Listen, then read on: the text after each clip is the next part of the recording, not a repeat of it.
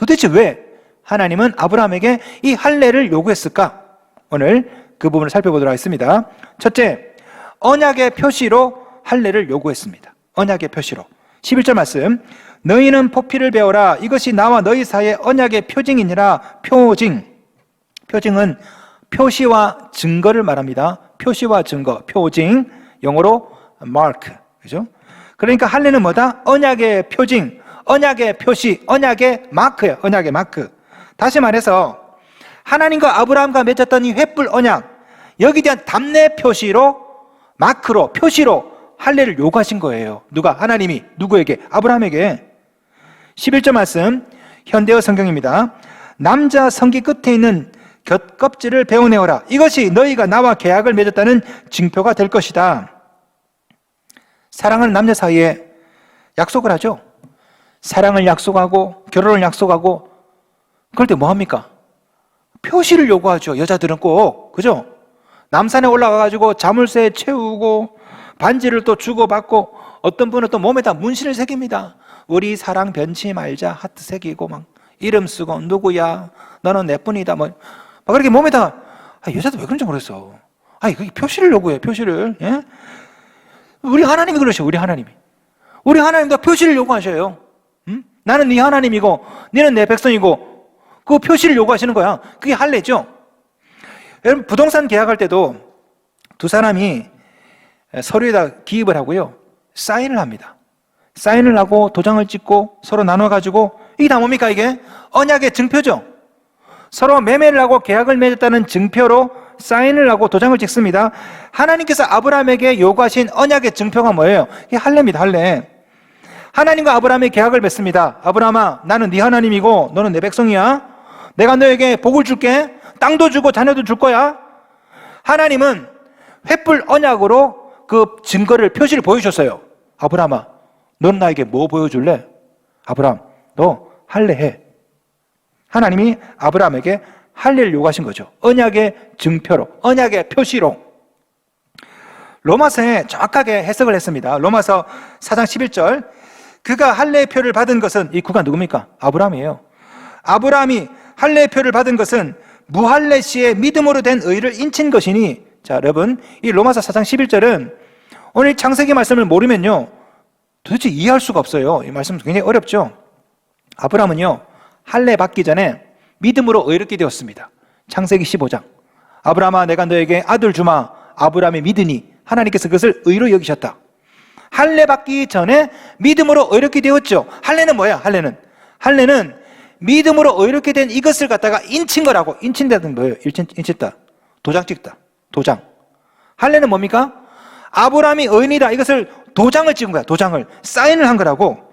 하나님께서 그 도장 찍은 것을 몸에다가 새기기를 원하신 거죠. 그게 바로 할례입니다. 창세기 15장에서 하나님은 횃불 언약을 맺으면서 동물을 쪼개시고 그 사이를 왔다 갔다 하십니다. 그게 뭐라고? 십자가. 하나님 자신이 잘리는 거죠.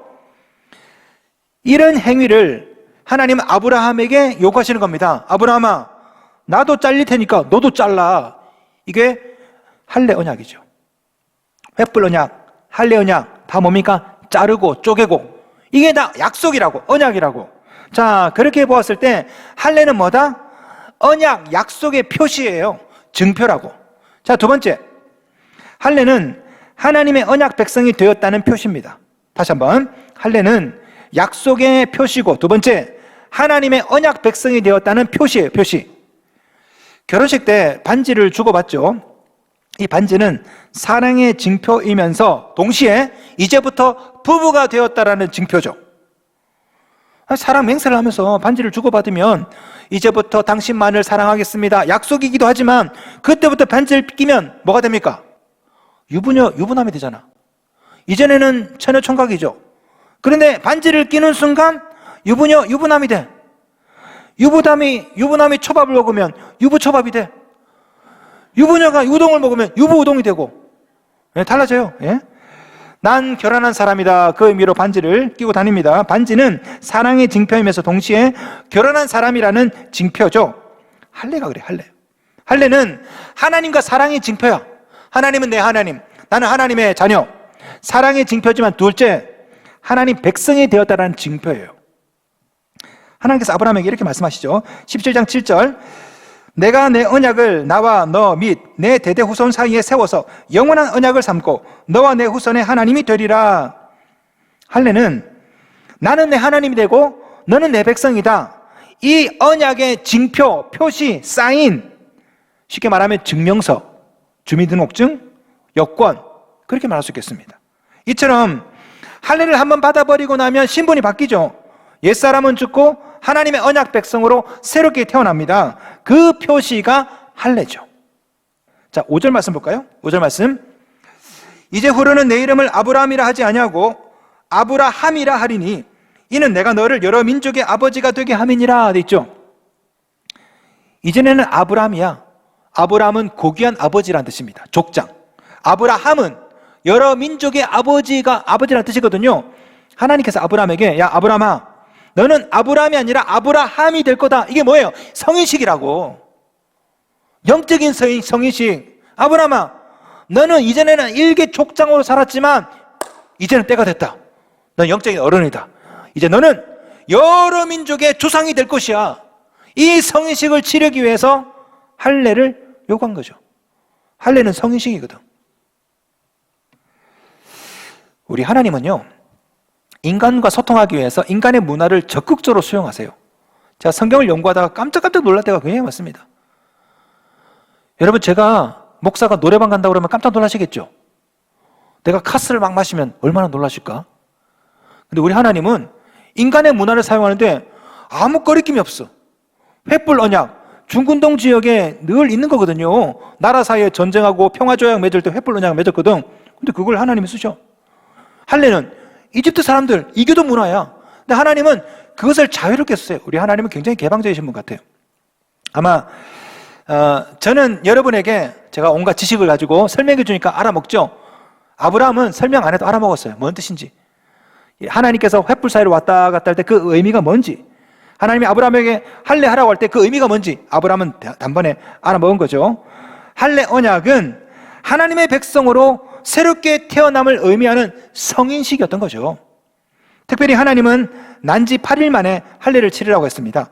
자, 12절 봅시다. 12절. 난지 8일 만에 할례를 받을 것이라. 왜 8일일까요? 왜 8일일까? 하나님께서 6일간 창조하시고 7일째 쉬셨죠. 8일은 그 다음 주 첫날이죠. 주일. 8일이 언제입니까? 주일이에요. 일요일. 주일. 여러분 달력 보시면 일요일이 제일 앞에 있죠. 예? 토요일이 제일 마지막에 있고, 토요일은 7일째, 주일은 8일째.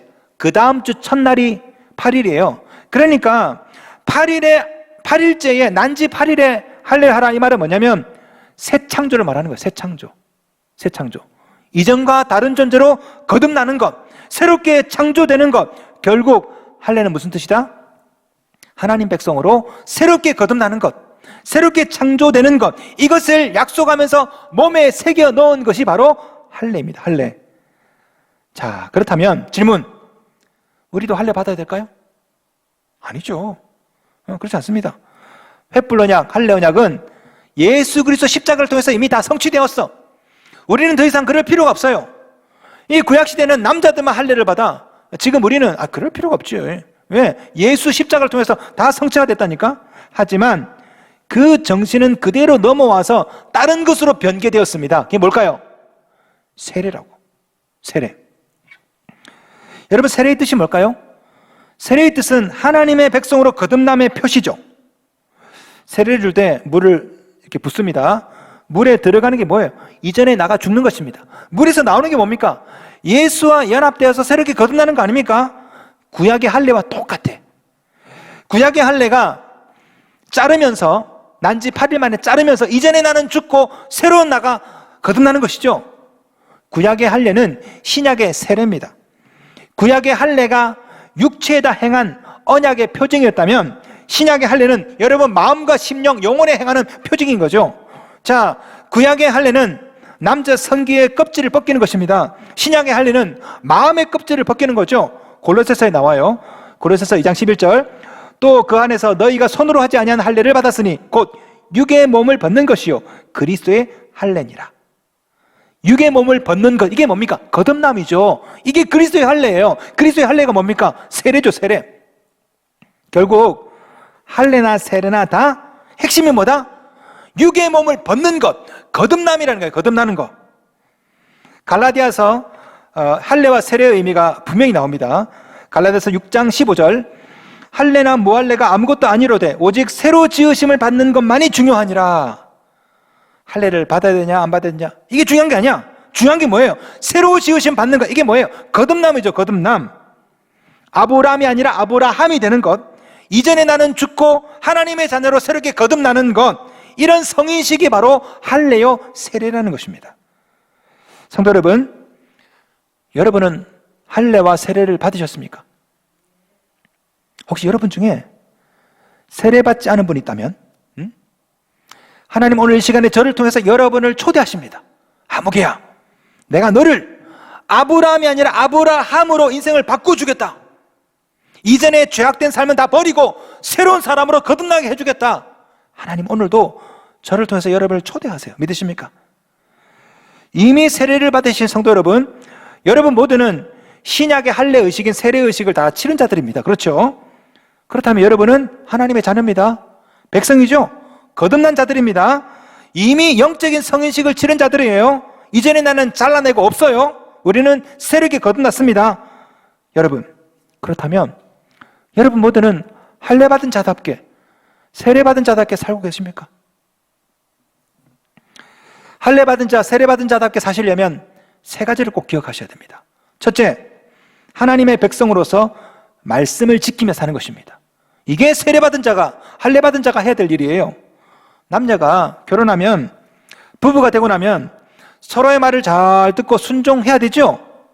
결혼하고 나면 말 잘 들어야지. 남의 여자 말 듣고 남의 남자 말 들으면 됩니까? 하나님과 인간과의 관계도 마찬가지입니다. 자, 신약의 할례인 세례를 받고 나면 그 다음에 우리가 해야 될 일이 뭐예요? 하나님 말씀대로 사는 것입니다. 이게 우리의 의무예요. 하나님께서 아브라함에게 할례를 말씀하시기 전에 당부한 게 있습니다. 자, 17장 9절 말씀 보겠습니다. 다 같이 읽겠습니다. 시작. 하나님이 또 아브라함에게 이르시되 그런즉 너는 내 언약을 지키고 내 후손도 대대로 지키라. 내 언약을 지키라. 하나님께서 이걸 부탁하셨죠. 이게 바로 할례 받은 자의 기본 도리입니다. 자, 갈라디아서에서 이렇게 나와요. 5장 3절. 내가 할례를 받는 각 사람에게 다시 증언하노니 그는 율법 전체를 행할 의무를 가진 자라. 갈라디아서에는요, 할례 받은 자를 율법을 행할 의무를 가진 자라고 그렇게 정의합니다. 여러분 잘 보십시오.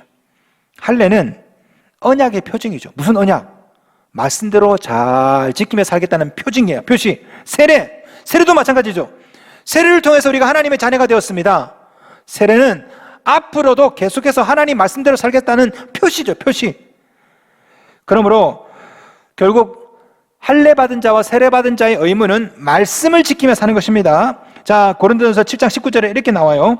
할례 받는 것도 아무것도 아니요 할례 받지 아니하는 것도 아무것도 아니로되 오직 하나님의 계명을 지킬 따름이니라. 자, 세례를 통해서 이미 할례 받은 성도 여러분, 여러분이 해야 할 일은 말씀대로 사는 것인 줄로 믿습니다. 자, 이미 할례 받은 여러분, 여러분이 해야 될 일이 한 가지가 더 있습니다. 둘째, 여러분의 자녀와 이웃들도 언약의 백성이 되게 하는 거예요. 여러분 혼자 세례 받는 게 아니라 여러분 자녀도 이웃도 친구도 세례 받도록 하는 것, 이것이 우리의 의무입니다. 하나님께서 아브라함에게 할례를 요구하시면서 이렇게 말씀하세요. 12절 말씀 함께 읽겠습니다. 시작. 너희의 대대로 모든 남자는 집에서 난 자나 또는 너희 자손이 아니라 이방 사람에게서 돈으로 산 자를 막론하고 난 지 8일 만에 할례를 받을 것이라. 아멘. 아브라함에게 너도 할례 받지만 너의 후손도, 종들도, 직원들도 다 할례 받게 하라, 이걸 요구하시죠. 바로 이것이 이미 할례 받은 우리가 해야 될 의무입니다. 사실 오늘 본문은요, 유아 세례의 중요한 신학적인 근거 중에 하나입니다. 유아 세례. 구약 시대에 태어난 지 8일 만에 아버지가 아들 할례를 했죠. 아버지가 있어요. 아브라함이 이삭 할례를 했다고. 8일 만에. 자녀의 의지와 상관없이. 이삭이 뭘 알아요? 이삭이 난 지 8일 만에 애가 뭘 알겠어. 근데 아버지 아브라함이 이삭 할례를 했다고. 신약 시대에 우리는요, 유아 세례를 합니다. 난지 8일 만에, 난지 1년 만에, 난지 3년 만에, 각자 좀 틀리지만 어쨌든 걔네들이 뭘 알아요? 하지만 아브라함처럼 부모의 믿음으로 우리는 자녀에게 유아 세례를 거행하도록 하죠. 결국 구약에서 자녀의 할례가 부모의 책임이라면 신약에서도 자녀의 세례는 누구 책임? 부모의 책임이라고. 부모의 책임. 여러분, 여러분의 자녀는 지금 어디 있습니까? 여러분의 자녀는 어떻습니까? 여러분의 자녀는 지금 할례 받은 자답게 언약의 표징을 지닌 자로 살고 있습니까? 혹시 나 혼자만 은혜 받고 나 혼자 세례 받고 우리 애는 뭐 어떻게 사는지도 모르고 친구는 어떻게 사는지도 모르고 혹시 그렇진 않습니까? 오늘 본문에 하나님께서 무섭게 경고하세요. 우리 말씀 볼까요? 14절 할례를 받지 아니한 남자 곧 그 포피를 베지 아니한 자는 백성 중에서 끊어지리니 그가 내 언약을 배반하였음이니라. 아무리 아브라함의 자손으로 태어났다 할지라도 언약의 표징인 할례를 받지 않고 하나님의 언약을 배반하면 어떻게 된다? 백성 중에서 끊어진다. 무서운 경고죠. 이런 일이 여러분 가정에도 일어날 수 있습니다. 목사 아들, 권사 딸이라 할지라도 할례 받지 않으면 하나님의 언약을 배반하면 끊어질 수 있다는 것입니다. 여러분, 이런 일이 여러분 자녀뿐 아니라 여러분에게도 일어날 수가 있습니다. 이미 세례를 받았지만 아브라함으로 살지 못하고 아브람으로, 이미 우리는 다 영적인 성인식을 다 치렀죠. 그런데 이전으로 돌아가. 이전으로. 아브라함이 아니라 아브람으로 돌아간다고. 할례 받기 전, 세례 받기 전으로 돌아가. 그러면 어떻게 돼요? 백성 중에서 끊어질 수 있다고. 장로랄지라도 권사랄지라도. 우리 개신교에서는 성찬식과 세례식을 성례식이라고 하죠. 성찬식과 세례식을 성찬세례, 성례. 성례는 거룩한 예식이라는 뜻입니다. 영어로 사크라멘트라고 그래요. 사크라멘트. 근데 원래 이 사크라멘트라는 말은 사크라멘툼이라는 라틴어에서 왔어요. 이 단어를 처음 쓴 사람이 누구냐?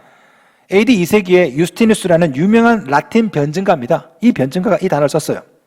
이 유스티누스가 로마 황제와 원로원들 앞에서 기독교를 변호합니다. 그 당시에는 기독교가 박해를 많이 받았거든. 기독교를 변호합니다. 기독교를 변호할 때 유스티누스가 세례를 얘기해요. 세례를 얘기할 때 사크라멘툼이라는 말을 썼어요. 자, 이 사크라멘툼이 뭐냐? 설명드릴게요. 로마 시민이 군인이 됩니다. 로마 군인은 아무나 못 돼요. 로마 시민만 될 수 있어. 종이나 노예는 군인이 못 됩니다. 로마 시민이 군에 입대를 해. 군에 입대를 하면 뭘 하냐? 황제에게 충성을 서약합니다. 나는 카이사르에게, 시저에게 충성을 맹세합니다. 충성을 맹세하면 이전의 옷을 벗겨. 그리고 로마 군복을 입혀줘요. 이게 바로 사크라멘툼이에요. 사크라멘툼은요, 충성 서약입니다. 자, 유스티누스가 로마의 원로원들 앞에서 이 얘기를 하는 겁니다. 우리 그리스도인들은 세례를 받을 때 황제가 아니라 예수 그리스도께 사크라멘툼, 충성을 서약한 자들입니다. 우리는 황제를 섬길 수 없습니다. 우리는 예수를 섬기는 자입니다. 이때 사크라멘툼을 썼어요.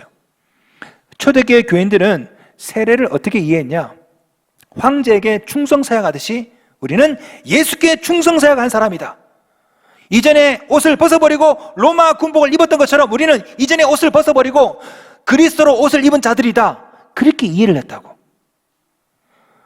여러분, 우리가 세례받을 때 이런 일이 일어났죠. 여러분, 언제 세례받으셨습니까? 세례받을 때 기억해보세요. 손을 두고 서약을 하죠. 그죠? 예, 서약합니다. 서약했습니다. 이게 사크라멘툼이라고. 충성서약. 올라와서 제가 물을 가지고 세례를 합니다. 이게 뭐예요? 이전에 나는 죽고 새로운 나로 거듭나는 겁니다. 다시 말하면 이전에 옷을 벗기고 새로운 옷을 덧입히는 거죠. 이게 세례라고, 이게 사크라멘툼이라고요. 우리 모두는 예수 그리스도께 충성서약을 한 하나님의 군인이 된 사람들이죠. 문제는 믿다가 탈행병이 생긴다는 거죠. 다시 이전으로 돌아가. 다시 이전으로.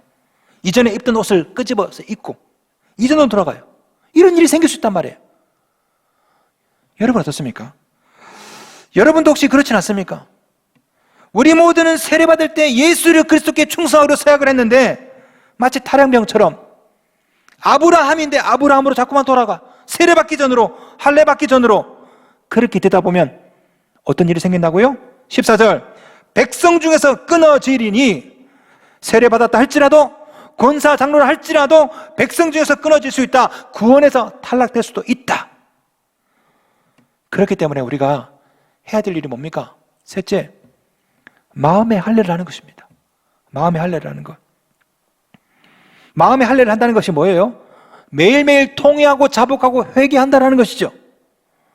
예레미야 선지자가 이런 말했습니다. 예레미야 4장 4절, 유다인과 예루살렘 주민들아, 너희는 스스로 할례를 행하여 너희 마음 가죽을 베고 나 여호와께 속하라. 유대인들이 죄를 많이 지었어요. 근데 그 사람들은 이미 할례 받은 사람들이야. 하나님을 배반했어요. 예레미야는요, 다시 할례 받으라 할 수가 없죠. 이미 할례를 받았는데 뭘 또 잘라. 그래서 뭐라 말했냐? 너희 마음의 가죽을 베어라. 마음의 할례를 받아라. 그렇게 얘기했습니다. 여러분 잘 보십시오. 우리가 그래요. 세례 다 받았죠.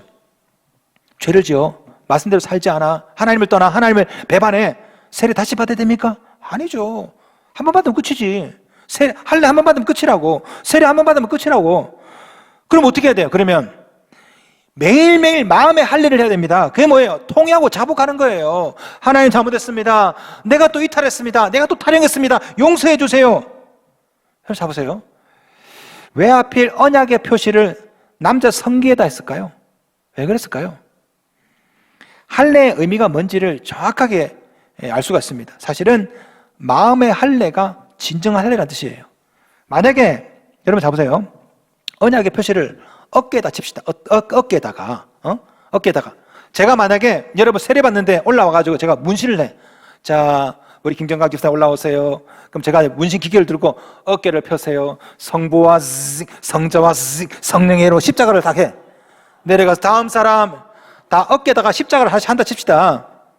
그러면 여러분 얼마나 자랑하겠습니까? 나 어깨 보여주면서 이 십자가 이렇게 있다고 이게 문신을 했다고 보여줄 거 아닙니까? 착하게 살자. 그건 이전에 새긴 거고 그 밑에 십자가. 얼마나 자랑했겠어요. 여러분 이스라엘 사람들에게 만약에 이마나 손등에다가 만약에 이렇게 표시를 했다면 이스라엘 사람들 자랑했겠죠. 나 하나님의 백성이야. 근데 하필이면 함부로 꺼내서 보여주기 어려운 곳에서 표시를 다 시켜놨어. 왜 그랬어요? 이 언약은 은밀하게 너 혼자 보라는 거야. 자랑의 용도가 아니에요. 기억의 용도라고. 잊지 말라고. 샤워할 때마다, 볼일 볼 때마다 너는 하나님의 백성이야. 오늘날 우리가 해야 될 할례가 바로 이것입니다. 마음의 할례라는 거예요. 마음의 할례. 매일매일. 로마서 2장 29절. 오직 이면적 유대인이 유대인이며 할례는 마음에 할지니. 마음에. 육체의 할례를 행할 때 얼마나 아픕니까? 우리는 매일매일 그 아픈 것을 마음에 해야 되는 거예요. 마음에다가 매일매일 통회하고 자복하면서 하나님 용서해 주세요. 내가 또 실수했습니다. 세례받은 자가, 이미 할례받은 자가 뭘 해야 됩니까? 은밀하게 골방에서 매일매일 하나 앞에 통회하고 자복하면서 마음의 가죽을 베는 것입니다. 성도 여러분, 우리 모두는 하나님과 언약을 맺고 이미 영적인 성식을 치른 자들이죠. 여러분 모두는 다 할례받은 자예요. 할례받은 자.